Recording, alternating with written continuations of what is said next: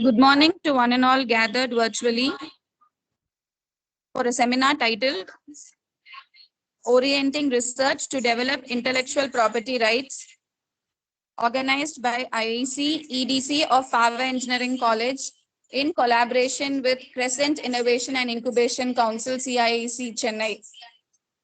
I would like to welcome our most respected principal, sir, Paavai Engineering College. Welcome you, sir. I feel happy to welcome Dr. Sudakodi Venkatesan, Head Center for IPR and Technology Transfer Office, CIIC. Welcome you, madam. I would like to welcome the Dean, Research and Innovation to preside over the seminar. Welcome you, sir. I would also like to welcome the heads of various departments, faculty members, and other participants from Paavai Engineering College and CIIC. I now request Dr. Rajendran, Dean R&I, to give his presidential address. Good morning to one and all present here. I'm very happy to join with Dr. Mohanpriya in welcoming Sudakodi Madam for this online workshop, namely Orienting Research to Develop Intellectual Property Rights. It's a very, very essential one. From our college, our faculty members and the students, they are capable of making so many projects, products in the form of concept and prototypes. They have already 100 plus patents they have already filed. So we are in the important stage to identify the potential projects from the already filed project list to take that to the next level. For example, assigning the different examiners, because it involves some financial commitment also. So the worthy projects we have to select. So for that, when we are discussing during our visit, we decided to organize this orientation workshop based on the input, whatever input Sudakodi Madam is giving. The patent holders are all attending this workshop. Based on that input, they will select suitable already filed patents for the next level. So in this context, this orientation will be a very good eye-opening to all our faculty members and students. So with this, I welcome one and all. I request Madam to give the important points, how to select a good patents for the next level. Thank you. Thank you, sir. Thank you, sir. Before we proceed with the seminar, let me give a brief gist about our resource speaker. Dr. Sudakodi Venkatesan is a registered patent agent and SRTP facilitator. She is presently working in Crescent Innovation and Incubation Council as Head IPR. She has obtained a PhD from IIT Kanpur for researching on crazing in polymers using molecular dynamics, and an MS from IIT Madras for researching on sonochemical reactions. Following a research career, she is joined in Women Scientist WSC scheme and obtained training in patent drafting and prosecution from Lakshmi Kumaran and Sridharan attorneys, Chennai. She has drafted and prosecuted patent application license of mechanical, computer science technology and license. So with this short introduction, I now request Dr. Sudakodi Venkatesan to proceed with the session. Over to you, madam.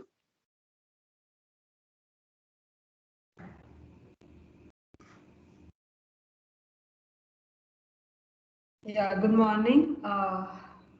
Just want to confirm if I'm audible and my slides are visible. Hello? Yes, madam. Okay. Yeah. So a very good morning. So I think we have a long session today, almost over an hour. And this is like a very important topic that we are going to talk about today. I hope this session gives you a clear understanding about how to proceed building a good IPR portfolio for your institute. And if anybody has any questions, I think they can moderate. We'll have a question and answer session at the end of the session. But if anyone has anything specific, they can also, raise their hands or put some question in the chat box, and I hope the moderator can kind of, step in and alert me regarding that. So with that, I'll just move into the talk. So the purpose of this talk is to give understanding, like, college faculty, we know how to do research, right? But then how much of it is actually getting converted into, legal rights, as in intellectual property rights? How much really gets converted? And, a lot of things don't get converted because of, lack of awareness and lack of awareness about how we should, design our research, so that at the end of the research we come up with something which is, coming under the ambit of intellectual property rights. So that is the whole purpose. So at the end of this talk, you should have enough awareness that even when you begin your plan of what research you're going to do, you have a vision of what kind of rights you will be getting at the end of it, and to improve the chances of getting a legal right for your work, right? Okay, now a brief introduction about where I'm coming from. I'm working in Crescent Innovation Incubation Council. We are an incubator providing mentor support, money support, market support. And we have centers and labs. And one of the centers is like Center for Intellectual Property Rights and Technology Transfer Office. In our Center for Intellectual Property Rights, we give services not just to our college, to outside also, in the form of any IPR, searching, drafting, filing, prosecution, management, and also workshops. And we also have a technology transfer office where we'll help to analyze, how good your invention is in terms of its capability of moving into a technology transfers realm. And we also provide licensing support if you have a technology transfer feasibility in your IPR. Okay. So with that introduction, I think we can move into a topic. So what is the basic principle of IPR? Why was this, so IPR, we all understand property, right? Property rights. So we all own properties, like, we have a house, or we have a vehicle or land. So these are all tangible properties, right? Something that we can physically see, right? So those properties, so the government gives us legal rights over those properties.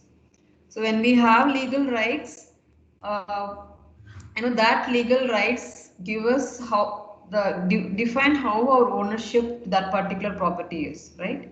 So whether so similarly, when you come up with any innovation or anything creative from your intellect, that also has a commercial value.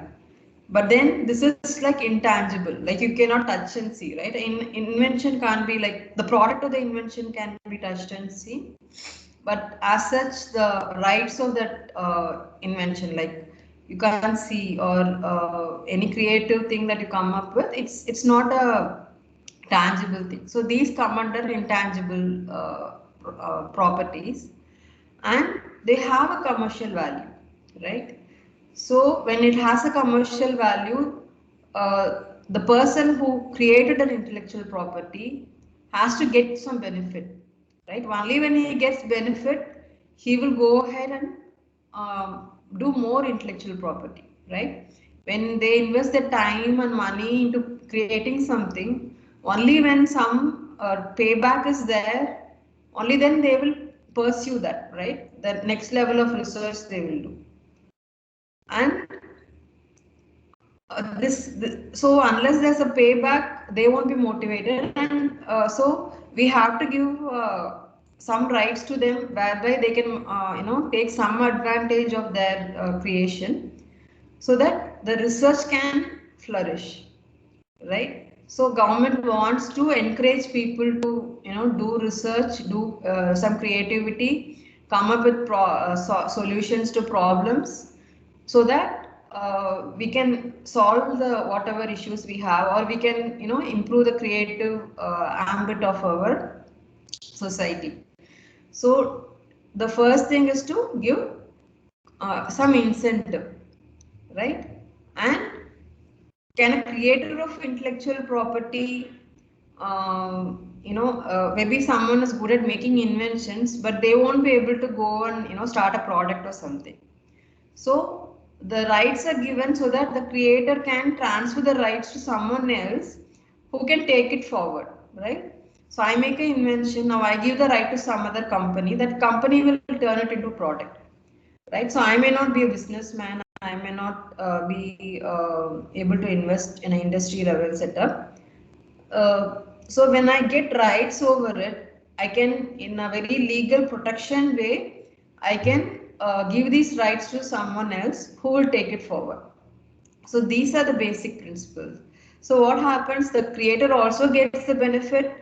The person who's going to turn it into a product also gets the benefit, and the society at large also gets benefited because they are able. The problems of the society is getting solved, right? So this is the basic principle of IPR, that the inventor is also compensated and the society at large is also benefited. So this intellectual property, there are some rights. Just like for land we have some rights, the same way intellectual property also has some legal rights. So that is what we are going to see now. Okay, so there is, like, just like a life cycle, there's an innovation life cycle, right? So what happens in an innovation life cycle? Now you are in a university or you are working in a lab. Your college will give you lab facilities, give you, there are labs which give you facilities, and they give you grants to carry out research. So you identify a problem, you take help from this your institute or any lab, research lab, and you come up with a solution. Now once you come up with a solution, the next thing is you have to move towards getting rights. Only then you can safeguard that from others copying you, right? So once the research output comes, then the next step is to see if it comes under the ambit of intellectual property, if it can be protected legally. If it can be protected, then that is the next step that we do. We take all the research outputs and we see what all can be protected with these rights, and we go and procure this intellectual property. Now once we get the rights, we have applied for the rights, the next thing comes to commercialization. So there are many ways that you can commercialize it. Either the uh, institute has a limited capability to kind of commercially exploit things. So we may look up to someone else who's interested to take it forward. So either the faculty or students, they can go ahead and start a startup, and they can proceed with their invention into a business thing, or you can license it to someone outside, as in an industry or another startup, right? So the next step, once you get the protection, the next step is to see how you can commercially bring some value out of that property. So those avenues you explore, and you see how best to commercially derive some value from your intellectual property. And what you get from this efforts is you get royalties, you get license fee, or So those things are, again, what will the institute do? Whatever royalties it is getting, it is going to invest it back into research, right? So what happens is, now again it gets invested into research. So the university is able to give better research facilities. So then more people can do more better research, and then again the cycle continues.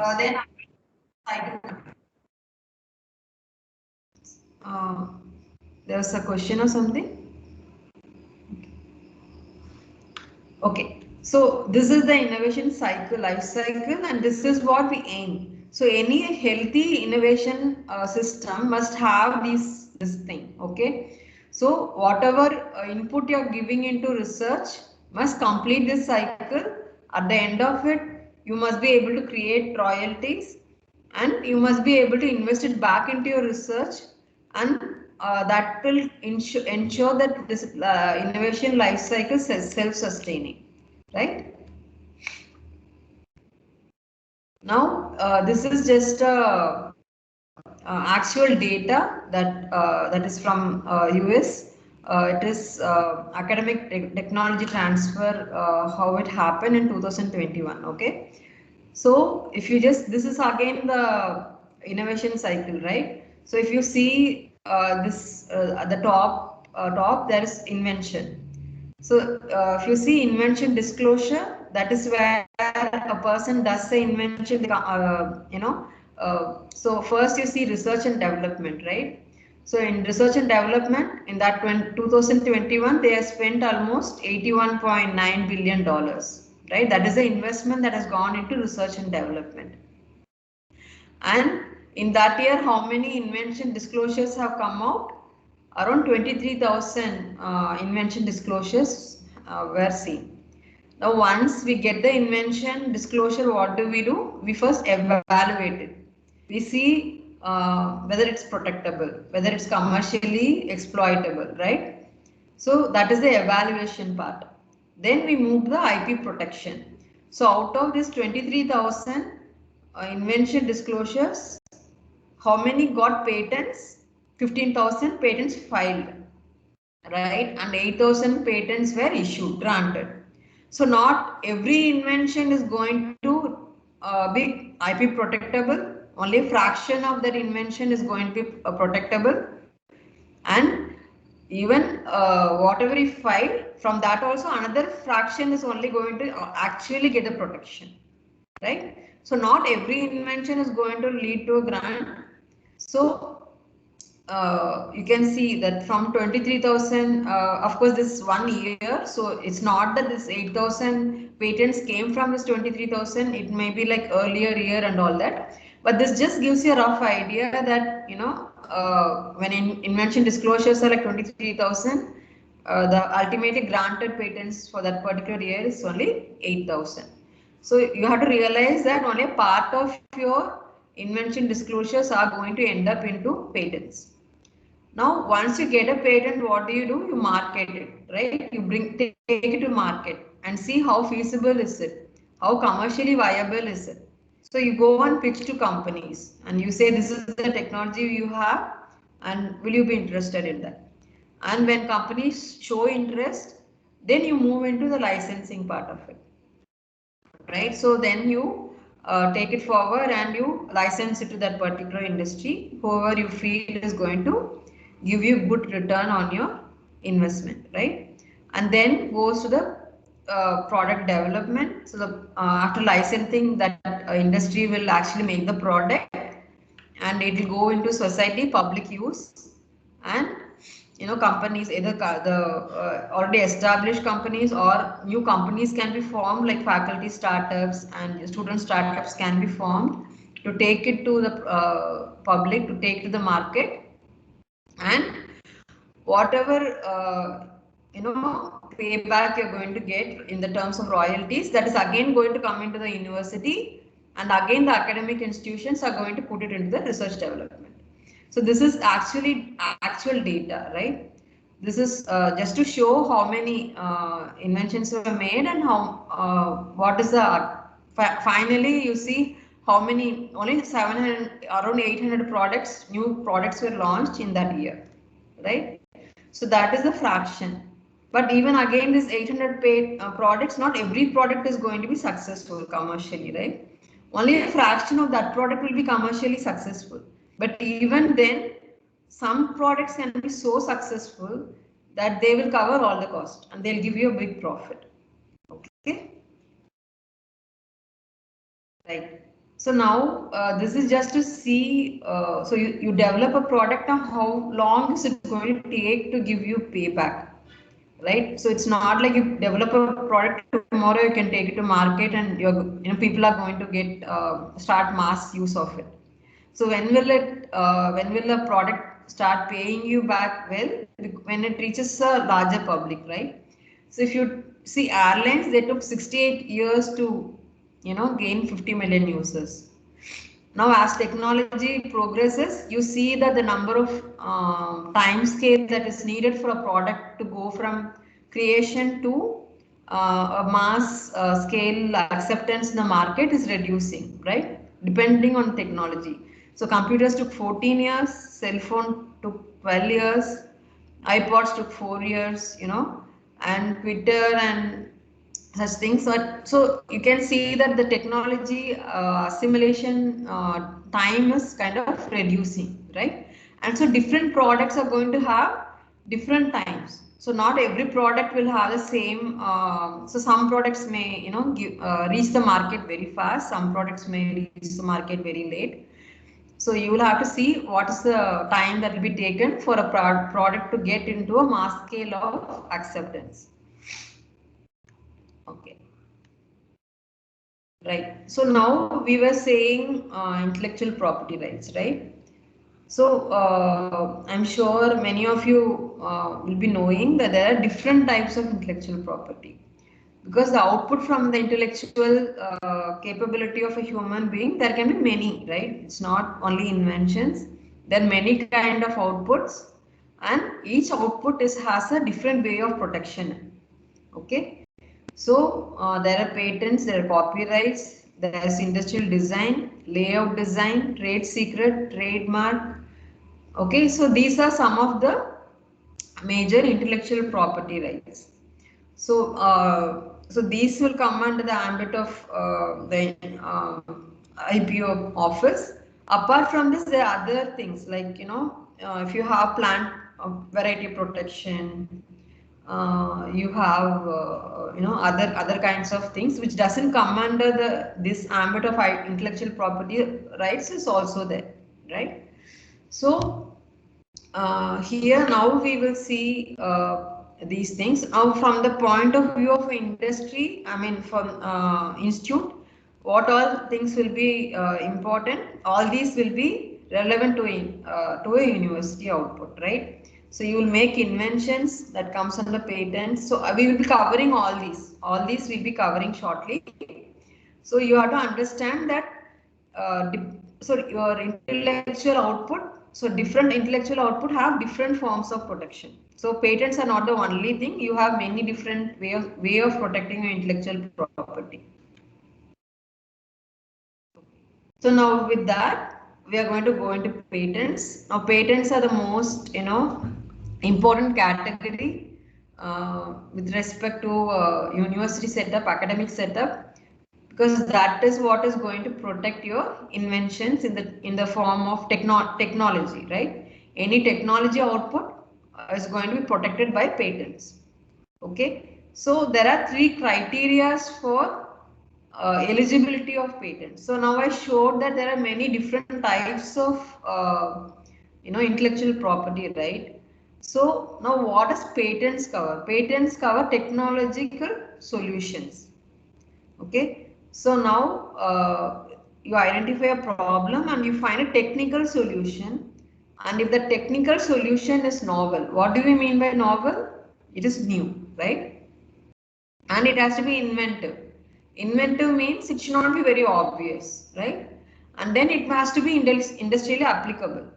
So unless that solution can be applied in an industry, can be taken to the market, it has no value, right? What is the use of finding a solution to a problem which cannot be commercialized? Because it's never going to reach the society. So all these three major criteria, there's novel, inventive and industrially applicable. These three criteria have to be met, and it has to be a technical solution to a technical problem.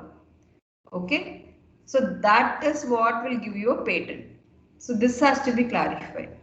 Now what is the process? Now you come up with the invention, Now what happens in the academic setup? We also have a interest to publish in journal. So what happens, many times faculties go and publish a journal first, and then that becomes your first disclosure. Okay, so once you disclose in outside, then that becomes it, you already disclosed your invention, right? Then how can we protect it? So before disclosing it in a journal, you have to go and do a patent application first. Okay, so only after you apply for a patent, then you go for a journal submission. Okay, so now you go and you do a patent application. So after that, what does the patent office do? Patent office will publish your application. So when they publish your application, then your application is visible to everybody. Anybody can go and see what your invention is. Okay, and then they go on and do an examination of your patent application. Now what does it mean examination? Now, I told three criteria, right? Novel, inventive, industrially applicable. So these are three criteria over which your patent application will be judged. So during the examination, they will see whether it's new, whether it's inventive, whether it's industrially applicable. And there are many other things that we'll discuss subsequently. Now, based on this examination, they will decide whether to give a patent or not. Okay. Now, just some examples of university, what a university can aim for. So we all know during COVID how much demand was there for this N95 mask, right? So this N95 mask was a university product. So it was created by Dr. Peter Sai in University of Tennessee. Okay, so it was a university product, and you know how commercially successful it was, and it made a lot of revenue for the university. Okay, so that is the scope of university invention. So you don't have to think that what it's not a research lab, so what can a university do? Now, if you identify the right problem, and if you give a solution that is really useful to the society, you can create a very commercially successful and useful product, right? So during COVID, we knew how many lives this N95 mask saved, right? So the society also benefited and the university also benefited. That serves the purpose of intellectual property rights. Now the next is gyro trade. That is, I think everybody in sports will know this. So it's like a sports drink that people drink. That again was a university invention. Okay, so that was from University of Florida, and this was invented in 1965. And how much money did this one product make for the University of Florida? About $200 million. Okay, so that from one invention, the university was able to make that much of money, right? So that is the scope and capability of a university invention. So both this invention, they're not not very high tech, right? That's with the reasonable effort and facilities, people can come up with such things, right? So what is needed? Just like we discussed in the earlier slide, you have to identify a problem and find a solution, right? So when you identify the correct problem and you find a good solution that is going to be commercially viable, you can come up with the blockbuster product. Okay. So now, what generally happens in a university setup? How do we start doing our patenting process? What generally happens as faculty, you first start doing research, you select a research topic, you do literature survey, you define your problem statement, you do research, you come up with the results and conclusions. Once you come to this, then you start thinking, okay, now I'll go and I'll start the patent process, right? Now, this is the way many people do it, right? But this is not ideal. Okay, so what happens when at the end of this whole cycle, if you keep the patent processing as the last step, then how would you know whether your even your research field was patentable, right? So this is not an ideal way of doing a research if you want to generate IPR. So what do you do to improve your chances of getting a patent? You have to start the patent processing right from the first step. Even when you're choosing your research field, you have to think, is this a patent eligible research field? Will I be able to get a patent if I work in this particular research field? Okay. And when you do literature survey, you should also do a patent search and see, not just in the, because what happens, not everybody goes and publishes in journals, right? You have industries create product, they are not interested in journal publications. Only academic people will be interested in journal publications. Industry will only be interested in patent processing. So a lot of inventions never get to the journals at all. Okay, they will be in the patent database. So you will only search the literature survey and you will feel something is new. But then when you go to the patent database, it will be already there. Okay, so even there, so at every step, even when you formulate your problem statement, when you do research, when you develop results, when you come up with conclusion, at this every stage you have to think about your patent. Okay, only then you can come up with something that is patent eligible.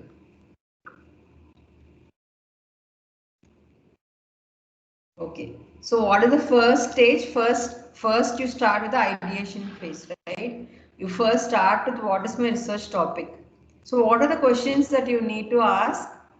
Now what are the three criteria we saw for the patents? Anybody can answer? I don't want this to be a monologue.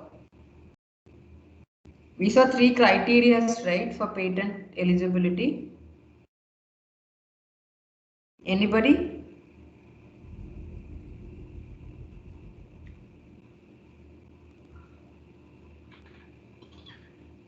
Novelty of the work. Hmm? Yeah, one was there. Another two things are there.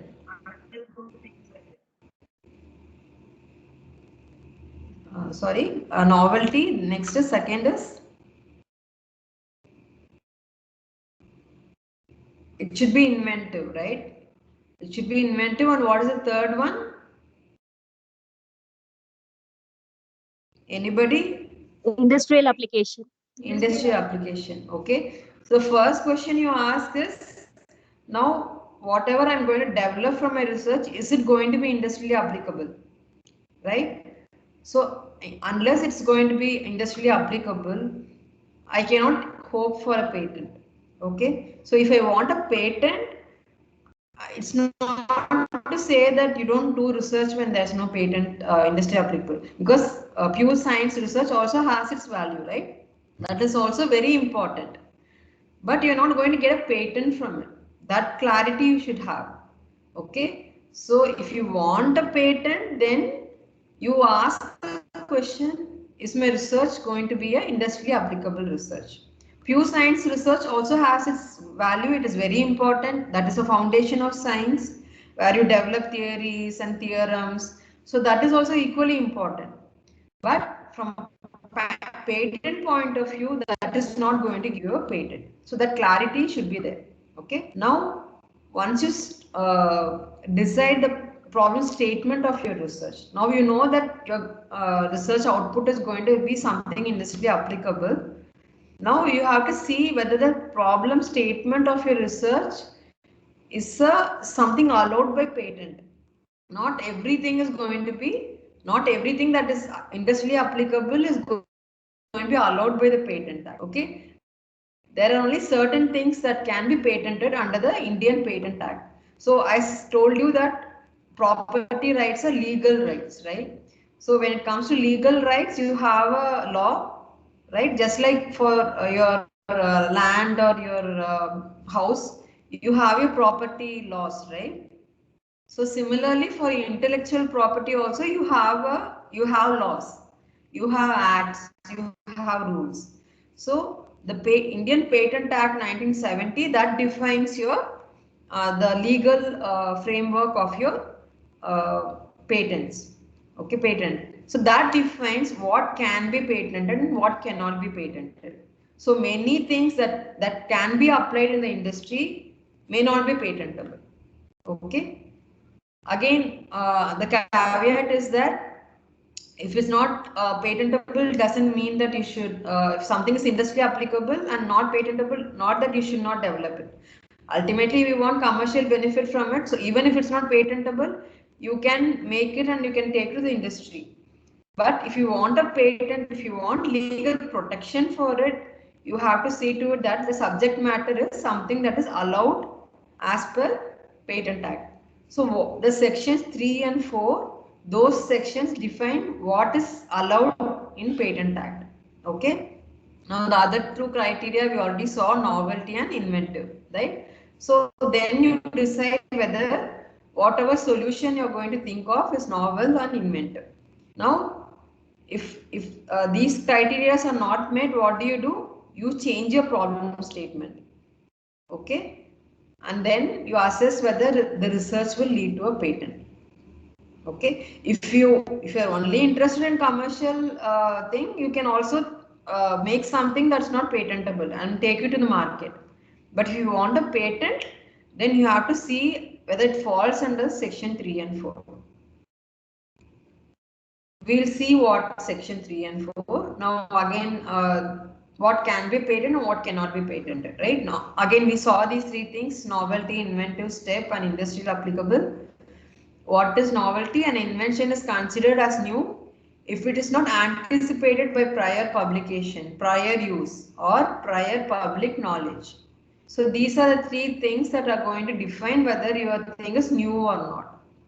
So what is prior publication? Now earlier I told you, right, you don't go and publish your research before patent application. Why? Because if you go and publish in a journal, your own publication will come as a disclosure. Okay, you cannot say, oh, that was my work, it was only my paper, so why can't I patent it? No, once you take it in the public realm, that is a prior publication. So even your own publication can come and stop you from getting a patent. Okay, so prior publication, prior use. So you don't make a product, take it into the market and put it to use and then go for patent, because it's already known, somebody is already using it in the market, that cannot be patented. Or prior public knowledge, what is already known in the public. Okay, things are already known that you cannot say that it's my invention, you cannot patent it. Okay, so these are three things as per novelty. Now coming to the inventive step, feature of an invention that involves a technical advancement. Okay, this is a very important word, technical advancement compared to the existing knowledge, or having economic significance, or both. Okay, so what are the keywords? Technical advancement. So technically, how are you advancing it, or having economic significance? So are you able to make something cheaper? Okay, so if it has an economic significance, or it should have a technical advancement, and then it's not obvious to a person skilled in the art. Who's a person skilled in the art? So who has a similar exposure to the subject as the inventor. So it should not be something very obvious to another person. Why? Because if it's something very obvious, anybody will do it, right? So if you do any invention, it should be something that others cannot think of, right? Something that requires an inventive capability. And then it comes to industrial applicability, that's very obvious, right? Now these criteria sometimes, it will be difficult for you to assess whether, these criteria are met or not. That's when you take help of, a trained person in patent law. They'll be able to guide you whether your invention is falling under these criteria or not. Okay. Now we saw section 4, section 3 and 4 of patent law, right? What is section 4? Section 4 deals with inventions relating to atomic energy. Now, if any of the invention has something to do with atomic energy, it has to get clearance from the Atomic Energy Board. Okay, unless they give you clearance saying that this can be patented, the patent office won't give you a grant. Okay, now when the examination of a patent happens, if the controller or the examiner feels that this is something related to atomic energy, they will directly send it to them. Okay, Department of Atomic Energy, they will send it to them. They will go through your invention and they will decide whether this can be patented or not.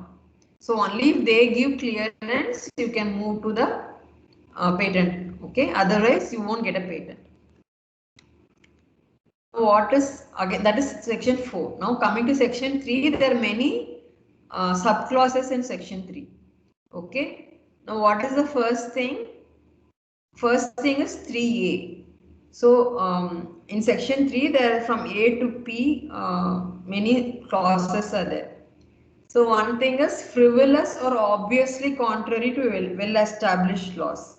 Okay. So anything that is not making any sense, or something very anything that goes against well-established laws. Like we have many natural laws, right? Like we have law of thermodynamics, second law of thermodynamics, and we have Newton's law. So all these well-established laws are there. It should not go against it. Like many people will come and say, "I've made a perpetual machine."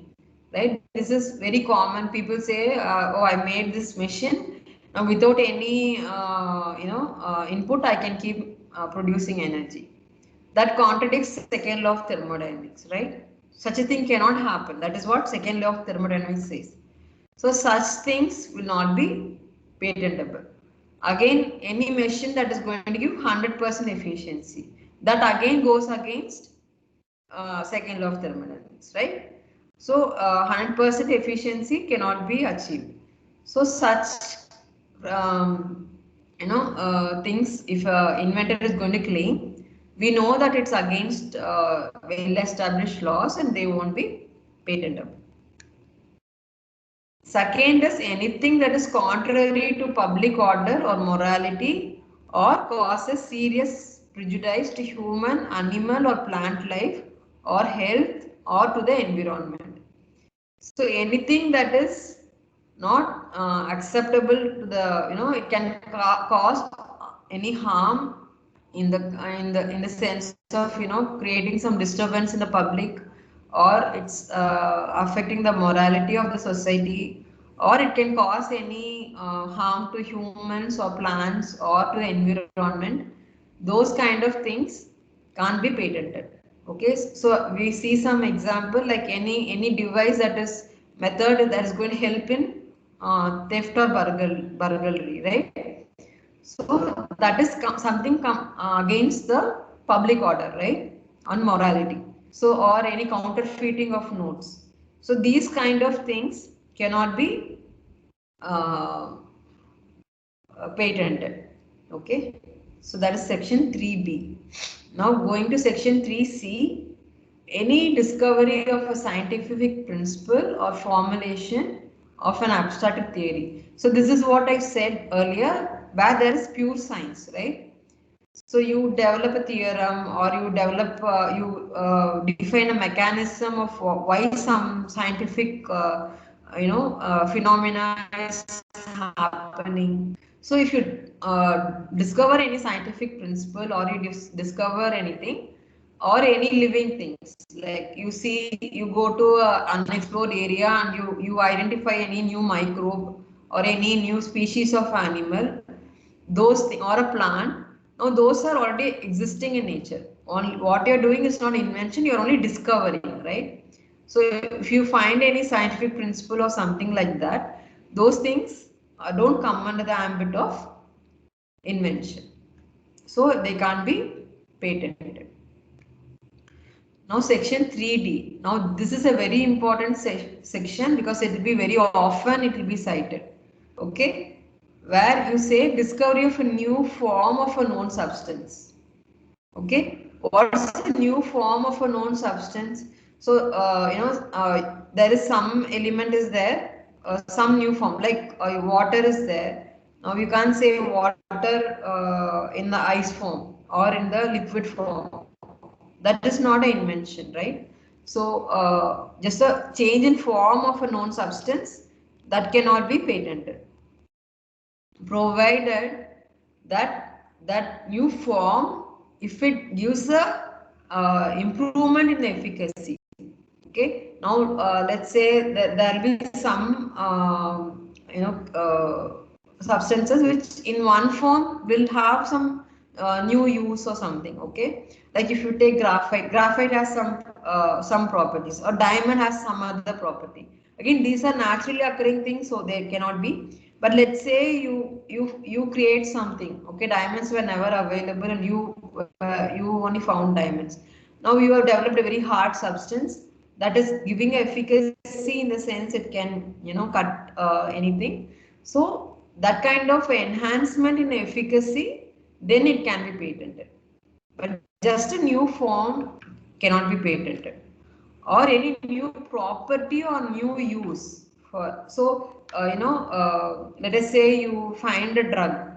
Now you know that that particular drug is good for your heart. Okay, now again later on you find that it is also good to control say your blood pressure or something like that. Okay, that is a new use you find, or it is useful to control your cholesterol or something like that. That doesn't make a new invention, because that product is already known, that drug is already known. You have merely found a new use or a new property. Okay, so those things don't come under the invention part of it. Okay, so unless these or any method or any apparatus, so just that if it the same apparatus, if it's going to make a new product, that's not going to be patentable.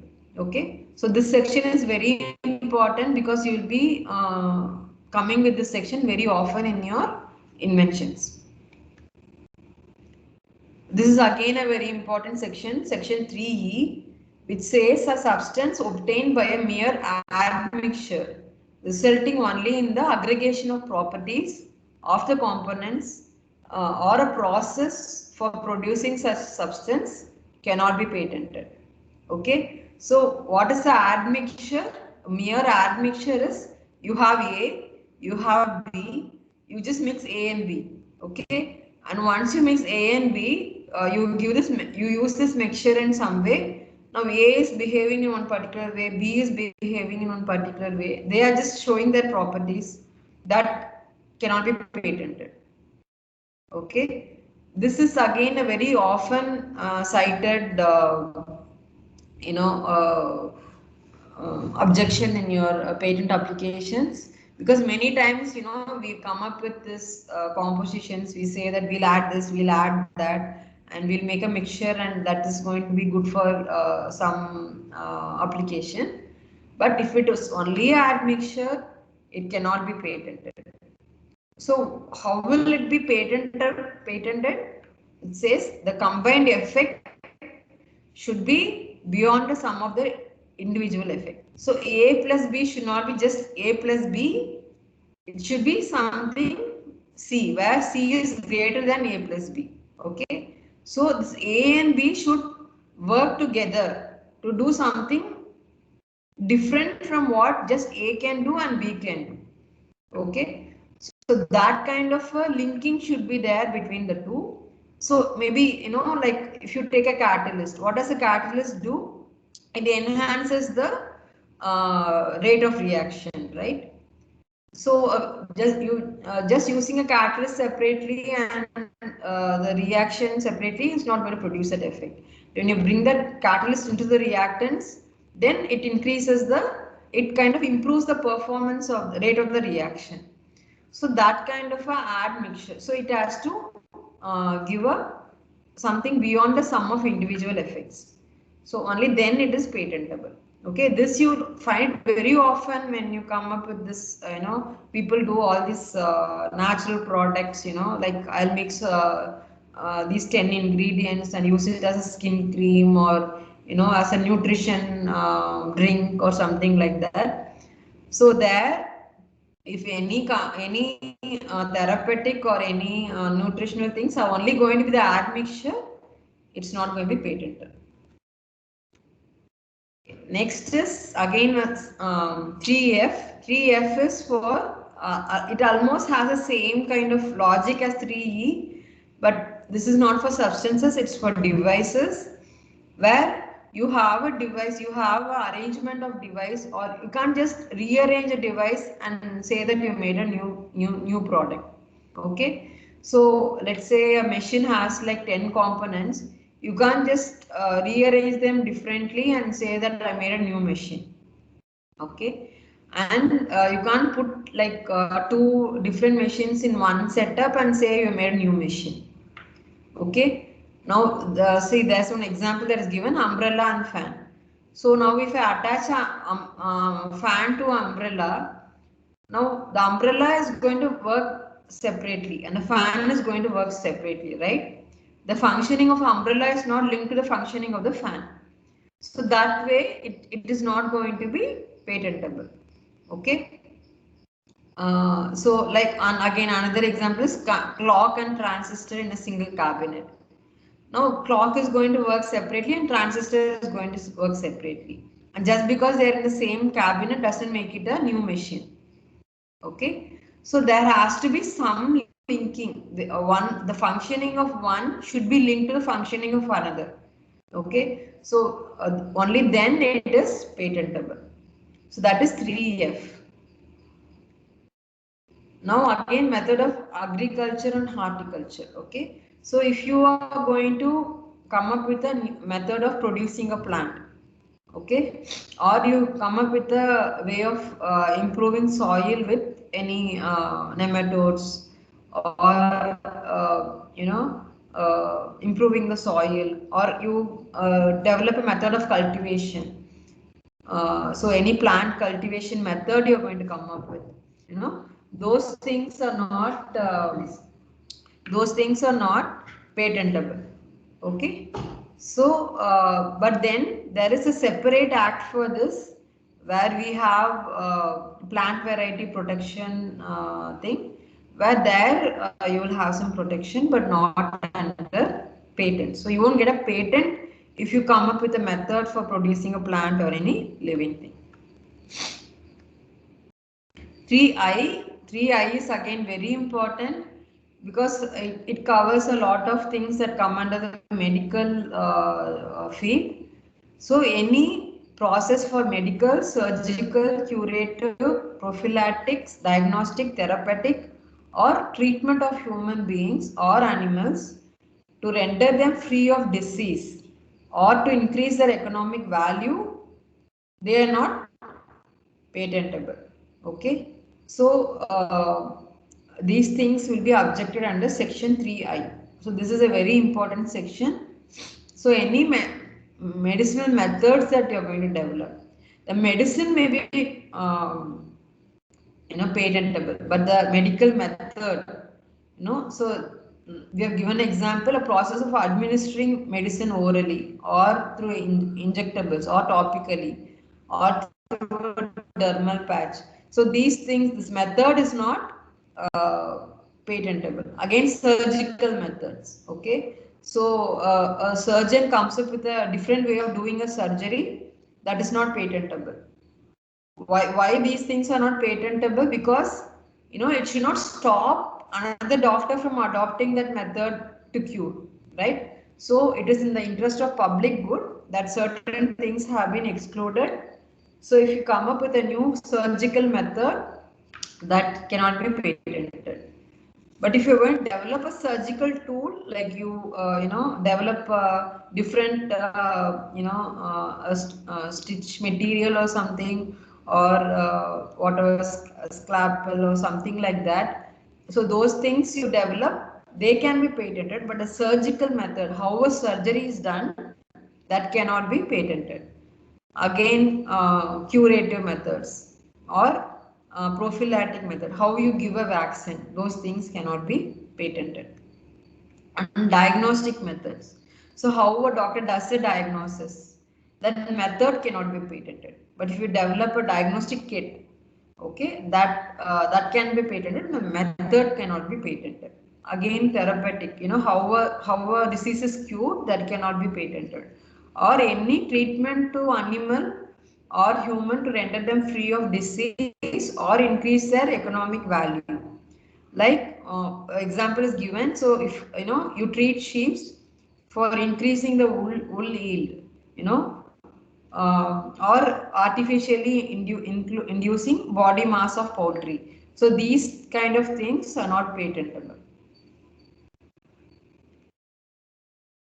Now, so what is patentable under this 3I? So devices. So I said diagnostic method is not patentable, but any device or instrument you use to do the diagnosis, that is patentable. Okay. So if you use an ultrasound diagnostic apparatus, that apparatus is patentable. Or you use a kit for detecting coronavirus, that kit is patentable. But the method of using the kit, that is not patentable. Okay.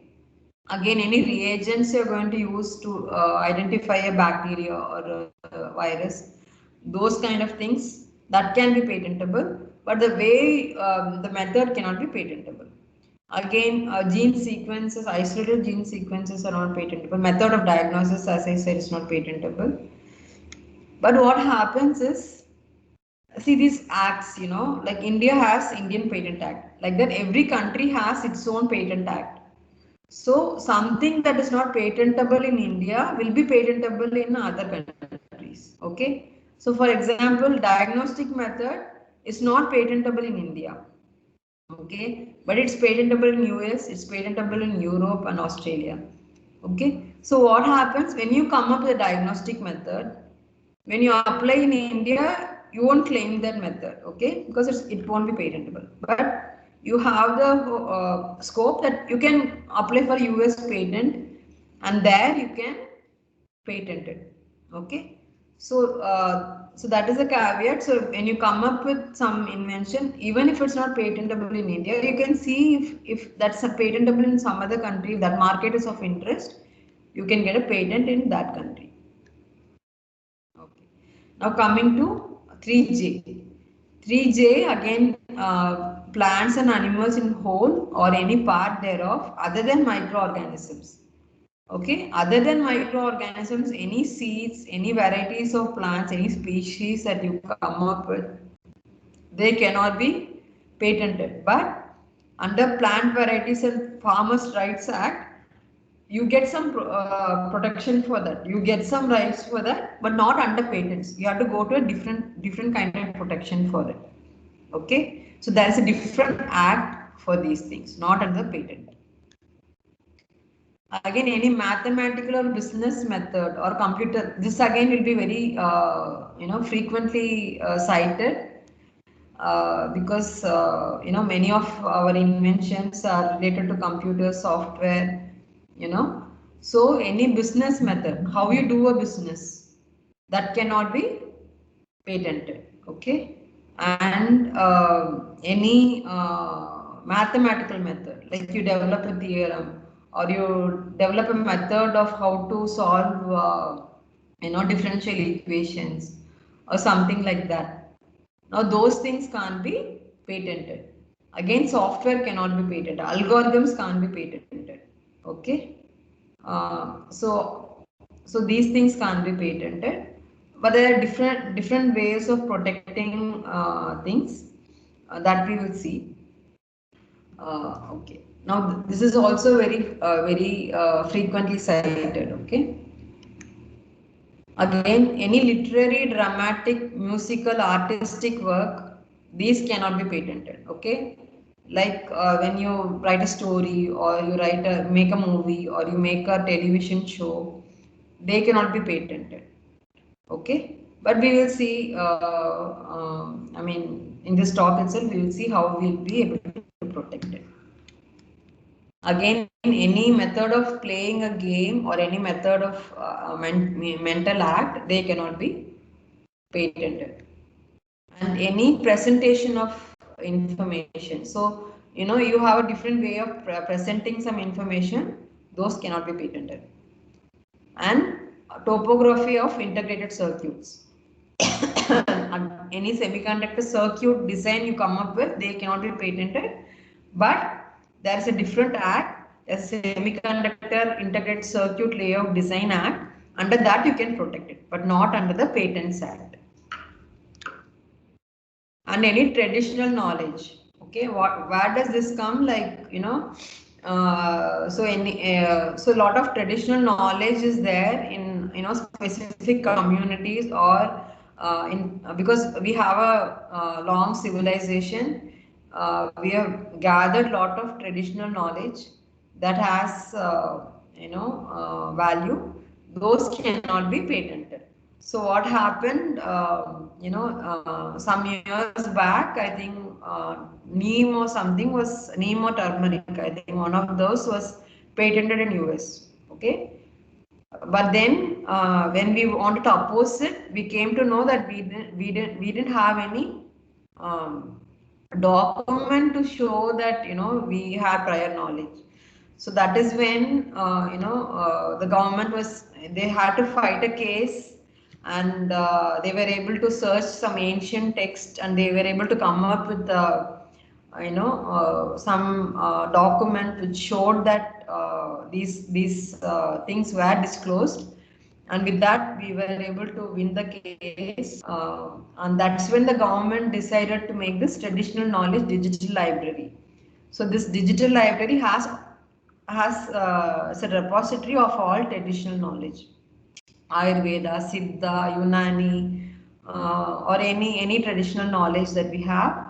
It has all that knowledge is stored in this digital library. Now anybody else is going to do something similar to this. Somebody comes and says that, I'm going to develop some paste of turmeric, and I'm going to get a patent for it. They can't do, because that is traditional knowledge. Okay, so any of generally a lot of people come up with this formulation, like I made a skin cream, I made a, some medicine, I put ginger, lime, so many people come up with these kind of products, right? Oh, if it comes under traditional knowledge, that cannot be patented. Okay.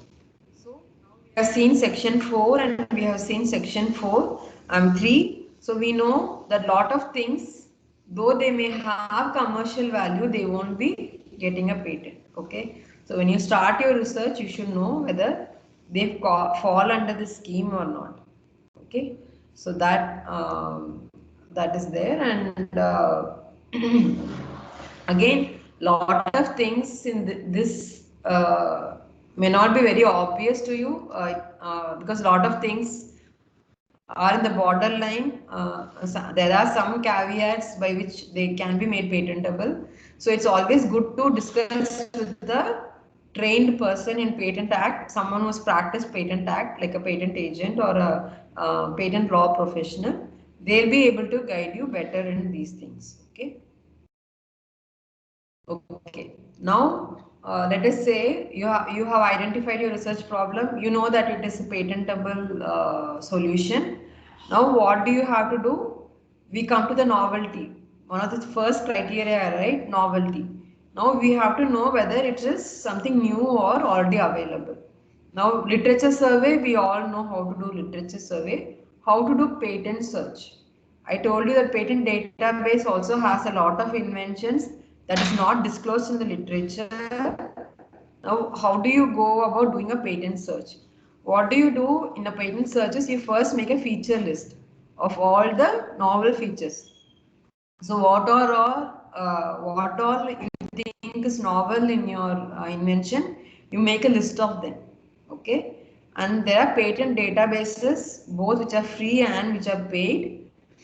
And there are databases where you can, even do a structure search. Like you find a new chemical, to know whether that chemical structure is there already or not, you can do a structure search. Okay, so using these databases, you can go and search whether whatever is there in the list is there already or not. Okay, and also you can see what other companies are involved in that area, right? So when you do a search, you'll come to know all that. So apart from journals and patents, you can also do general search, and once you do this search, you will know whether your invention is novel, right? So now at least one novel and inventive feature is there, then you know that your research statement is, the chances of getting a patent are there. Okay, fine. So these are the patent databases. So every national patent office, like India has INPAS, US patent office has USPTO. So these will have the repository of that country patents. Okay. Now common databases are there, like patents scope is there, eSpaceNet, Google Patents is there. So these are all free, okay, and paid databases are there, like Derwent, PatSnap are there, and there are patent databases where you can do chemical structure search, or you can search sequences, genetic sequences you can search. So these are the databases where you can do patent search. And when you do a patentability search, you can identify whether your idea will be feasible to get a grant or not. Okay. So when you do a patentability search, what do? You search the entire document. So when you get a patent document, there will be different sections. So any place of your patent document, if a disclosure is there, even if it's not written, if in figures it is disclosed, even that will be considered as a disclosure. Okay, something they have not mentioned in the document, but in the figures they have shown it, that will also be considered. So the entire document must be searched, and patents from all countries. So you can't say I made an invention in India, I'll only search the Indian database. No, for novelty you have to search all countries. Okay, worldwide search you should do to determine whether your invention is patentable or not. So I mentioned earlier, right, that patentability, once you patent and you publish it, it will be a patent office will do an examination, right? So during that examination, they will do this patentability search. So before the patent office does, before we apply for the patent, you yourself can do a search and see if something is already available or not. If something is already available, don't waste your time and energy in making the same invention, right? So you can do some other research work. So that will save you time and investment. What is the point of investing time and energy coming up with something that's already there? So by doing a patentability search, you can overcome that. Okay. Now let's say that this is your invention. You have like some 5 features in your invention. Now you do a patent search. Okay. Now you find that 3 things are already there. So what do? You don't just abandon your thing. You see that how can you circumvent it. Okay. So you modified your invention and you come up with a new thing. Okay. Now again you do a search and you find again that is already there. Okay. One feature is already there. Okay. Again you can do a search, modify it, and you come up with something that is not there. Some feature that is new and novel and inventive. And that is going to be your patentable product. Okay, so where did you start? You started with your original invention, and so something very different from your original invention is where you're going to have a patentable thing. Okay, so that is the way you have to redefine your problem, redefine your solution to come up with something patentable. It will be very different from what you originally thought, right? But something patentable. Okay. Now, once you have, uh, what happens is we have a lot of technology, right? Some new technologies are there. So, how will you identify a problem statement? what you can do is do a landscape search. So what you identify a particular technology, okay? So let us say biofuels. If you want to work in biofuels, or you can even narrow down, say biofuels from algae. So then you take the topic and you do a search listing every invention that is there in that particular area. Okay, when you do this landscape search, what will happen is you will be able to see that there are some things that are called as whites, some gaps come. Okay, you can identify wherever gaps are there in that particular area. So then when you identify those gaps, you know that that is where you can go and make an invention. Then there is a high chance of getting a patent, right? Now when you do landscape search, it's very time consuming because you're going to search all the patents in the technology area, right? But companies do this regularly. They do this landscape searches to identify what are the gaps in the technology where they have to invest, you know. So from a broad scale, this is very useful when you want to identify the pockets where you can do some new research. Okay. And freedom to operate. So ultimately, we want to bring a product to the industry, right? So before you go and commercialize, so you do a search, patent office does a search, patent office gives you a grant, but no search is 100%, right? So something somewhere may be disclosed. So you always do a freedom to operate before taking a patent into a market. Okay, again, patent rights, as I told you earlier, they are territorial. Okay, so every country has its own law and every country has specific things. Okay, so you when you want to commercialize something in India, maybe somebody has taken a patent in US, but if they have not taken a patent in India, you can still make it here. Okay, that is freedom to operate search. So these are different ways of searching the patent database depending upon your requirement. Now you have done your search, you come up with a research, you decided your research topic, you identify that it's novel, you identify that it is patentable. Now you are actually going to do the research. Now you have to educate all your team members that whatever is made should not be disclosed in public, right? So what if you have 10 people in your team, 5 people don't have any awareness about patents, they go and disclose things outside and it becomes a commercial public knowledge. So always make sure that everybody in your team knows about keeping things within the team. They should not go and disclose it outside. So awareness should be given and always maintain a logbook. Okay, so the science logbooks you have to maintain. So every day you do the research, you have to make a log about what experiments you did, what literature survey you did, what ideas you got, what solutions you were able to think of. Those things you put in a logbook. Okay, so later on when you take it to the patent writing part, this will be very useful. And also if any dispute is going to come later on, it can even be used as a evidence in law, court of law. So it's very important you maintain a logbook. And in case your research is going to be like going to take like 5 years, you can't say that okay, beginning of research phase I did a search and now 5 years, okay, because everywhere research is happening, right? So somewhere they can within these 5 years they could have come up with something. So in between also you keep searching to see that nobody is coming up with this, and you can keep changing your research plan if somebody else has already done your thing.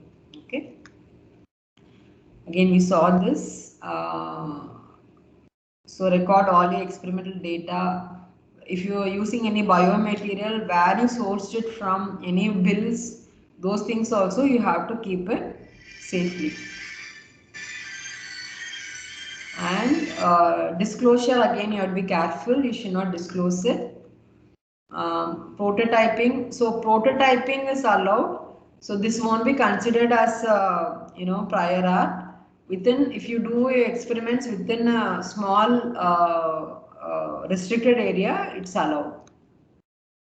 And whether you're going to go for a provisional application, whether you're going to you're ready for a commercial specification, whether multiple inventions are going to come, and whether you're going to apply only in India or you're going to apply in outside also. So these come under patent strategy. So these things also you have to think about. Okay. And you also, when you develop some technology, also see the supplementing areas. So those areas also you can do a research. Okay. And so you can build a strong patent portfolio. So you develop a medicine, you also develop some, delivering kit. Okay. So that I mean surrounding technologies also, you if you develop and you get a patent, then you develop a very strong patent portfolio. Okay, I think we almost reached only 5 minutes to go. So I had a lot of I thought of talking about other IP rights also, but I think patents only took all the time. So but still this is very important, and I think so we spent a lot of time in this. So any I'll stop with this. So anybody has any doubts or any thing, you can ask.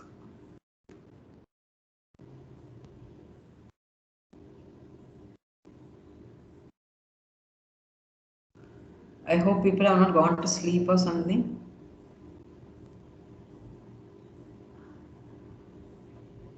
Any doubts? Any questions?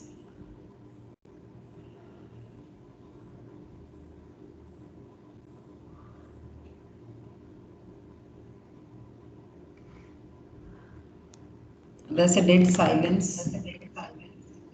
Uh, Hello, madam. Yeah. You said the orientation of different systems in a machine, it is not a patentable item. Yeah. So, can we call it design improvement? I'm sorry, I'm not able to hear you. Some audio problem, but I understand that you're asking about the 3F, right? Just um,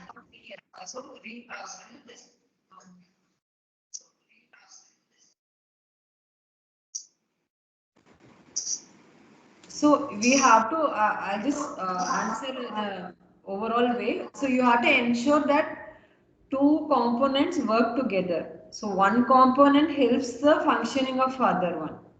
That interoperability should be there. Okay, when you're putting them together, one thing should not operate separately. Okay, so if you take a two-wheeler, now you have a spark plug, you have a that engine thing. So you know the spark plug is giving a spark, and that is going to make your piston to start combust it, and your piston starts moving.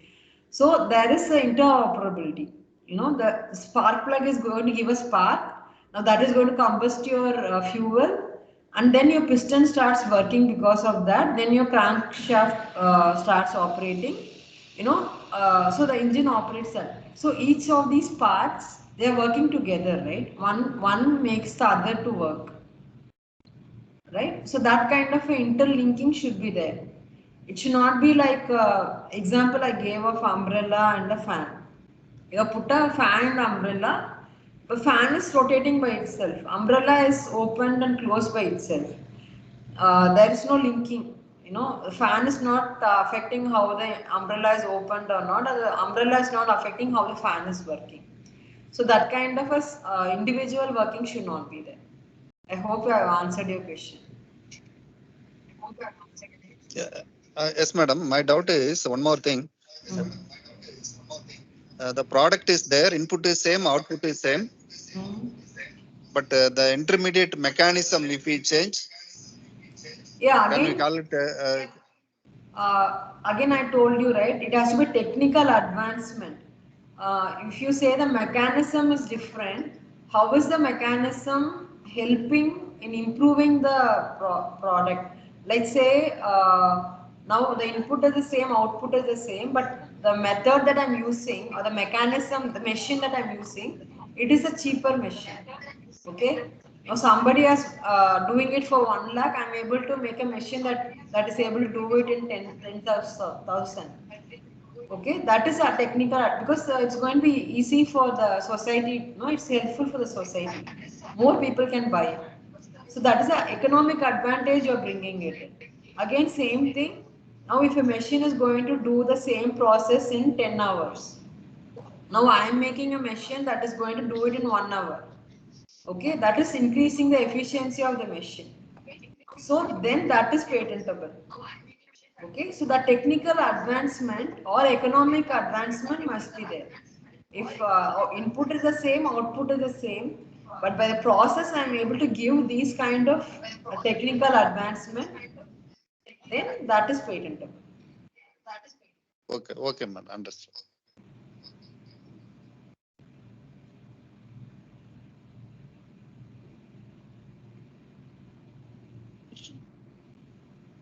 Yeah. Anything else or?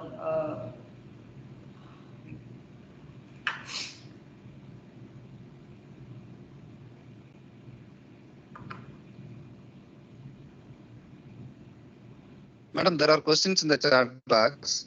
Okay, can anybody read it? Okay, I'm just opening the chat box. 1 second. Okay, if I made some changes in my invention or already get patented, will it be patented again? No, as I said, before patenting, the IPO, patent office will search, right? Now, if you have patented your thing, then when another patent comes, they'll search, right? Then your patent will stop that from getting patented. I hope I've answered your question. PEC Civil HOD. Did I answer the question?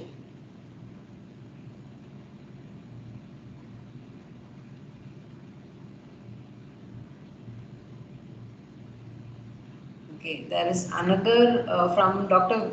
A. Vivekanandi, HOD Agriculture. Is any updation of new innovation technology solution for drawback in the available prototype can be patentable? Yes. So that's what I said. If you make any improvements in the way of making it cost effective or by improving the efficiency or by improving the purity of the product made, so any improvements can be patented, provided they follow the criteria, right? Novelty, inventiveness, and industry applicability. So those things should be the improvement should also follow these 3 criteria. Then it's patentable. Thank you, ma'am.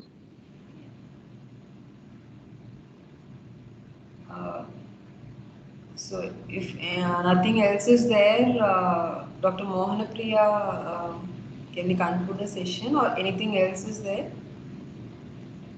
I want to cover other IP rights also, but I think we already hit the time. But I think this patents is like the most comprehensive thing, so it's good we spend time. At least one property right we clarified because this is the most prominent thing. Yeah. Ma'am, there's one more question in the chat box. Okay.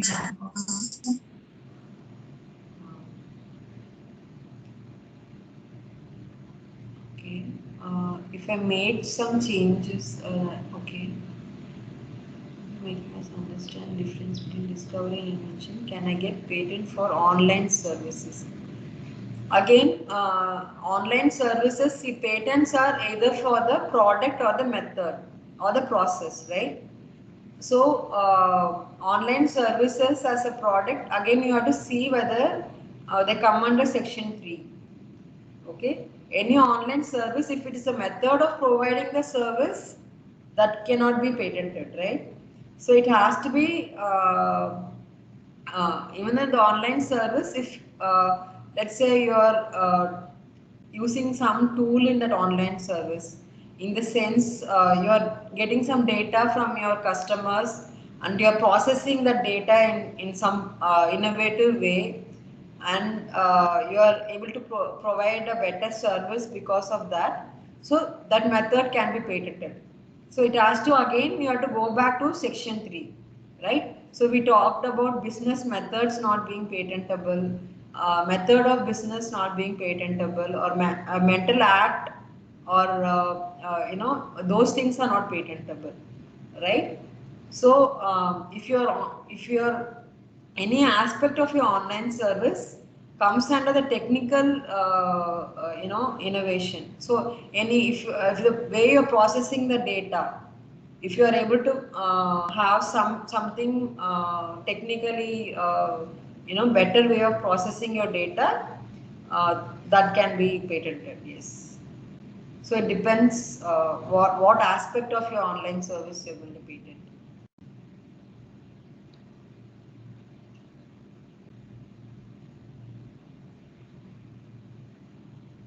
Does that answer your question?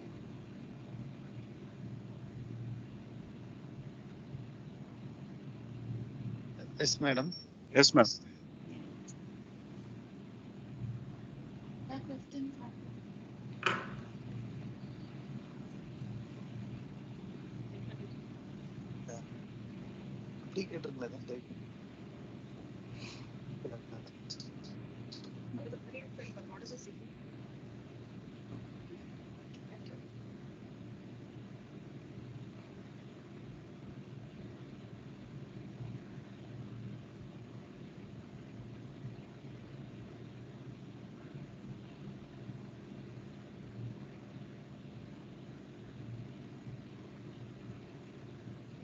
Ma'am, two more questions in the chat box. Oh, okay. Uh,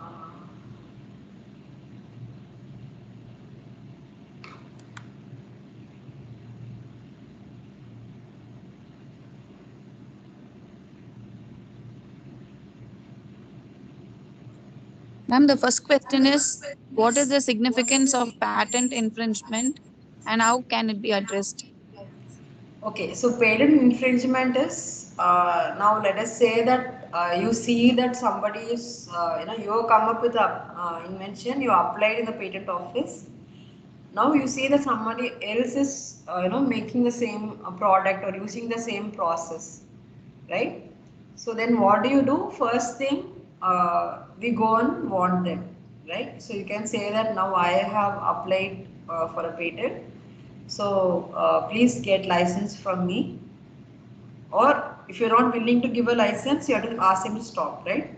But if you're willing to give a license to them, you can say that, let's do a license, give me royalty or any licensing fee, and then you can do your process.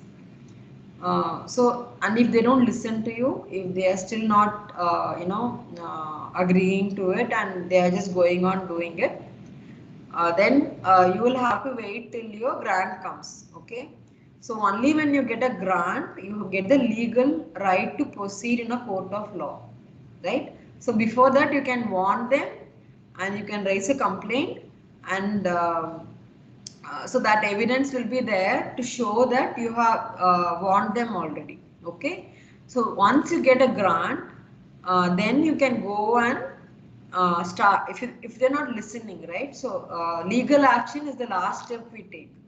Immediately nobody will go to the court of law, because we know that is a costly affair, right?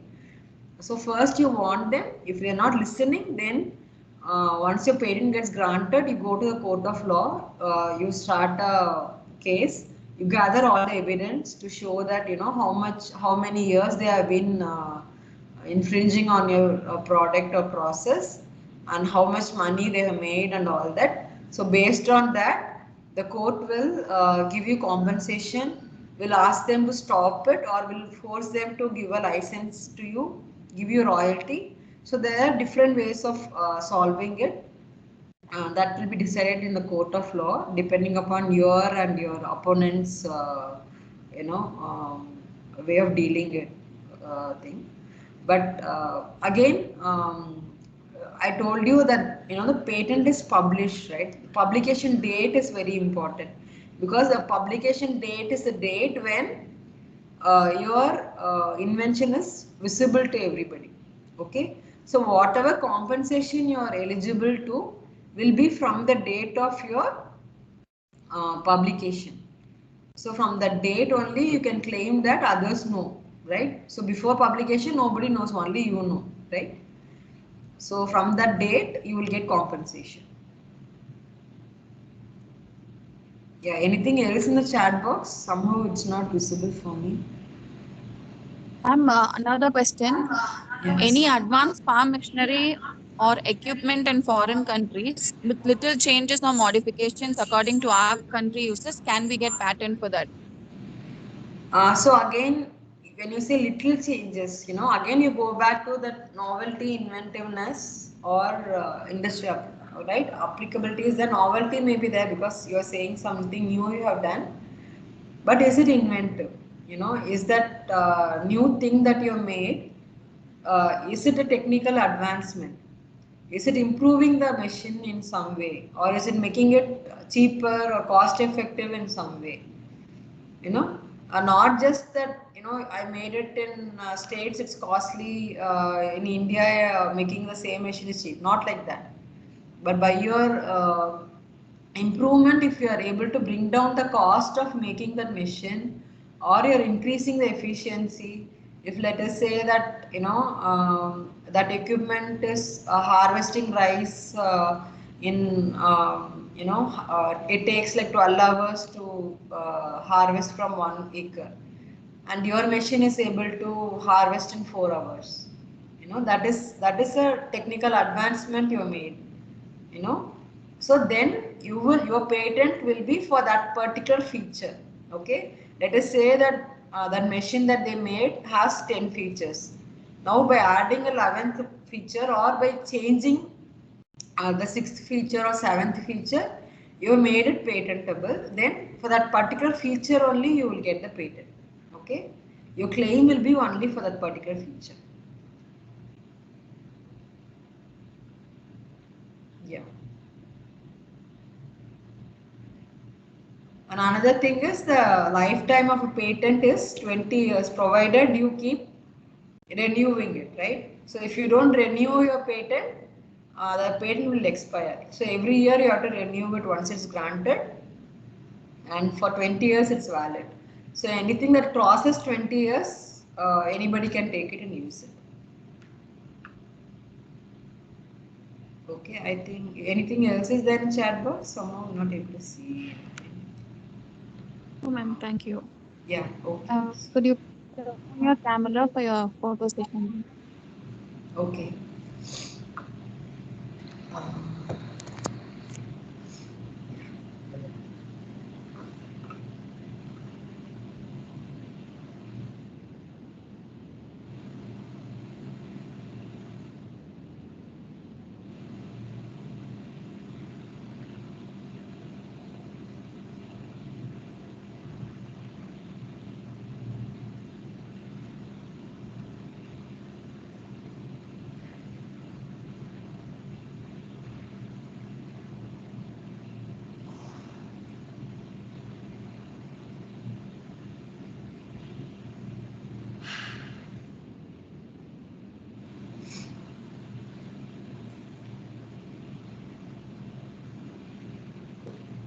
Yeah.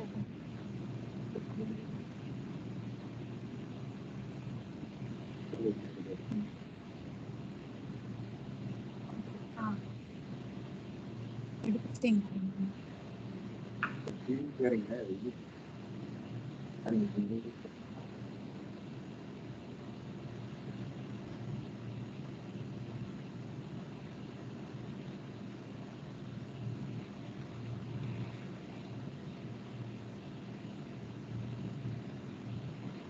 Ah,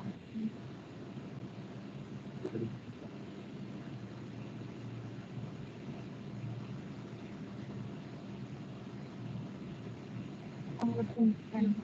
Let it-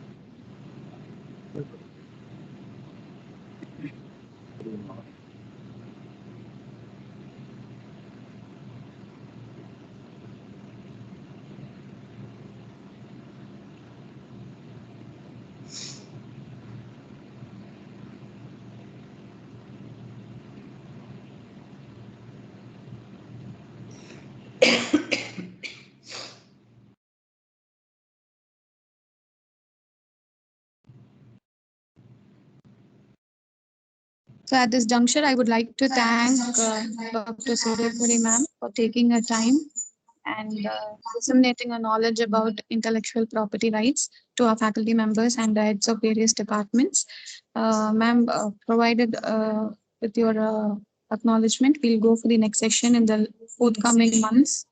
The Yeah, we continuation of this. will, Yeah. yeah, sure. We will talk about it and take it forward.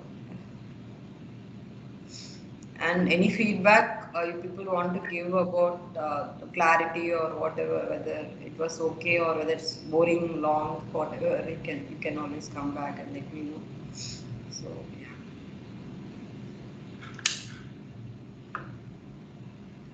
yeah. I would also like to thank FTI for taking such initiative and collaborating for various activities with Paavai International College,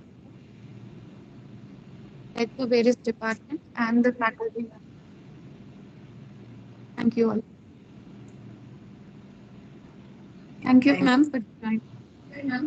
Yeah, thanks for having me. I hope it was a useful session, and I hope this helps in increasing the patent portfolio of your institute. Yeah. Thank you. We'll keep in touch with you. Be back. Yeah, sure. Okay, okay. Thanks a lot. Thank you, ma'am. Yeah. Okay. I'll take my leave.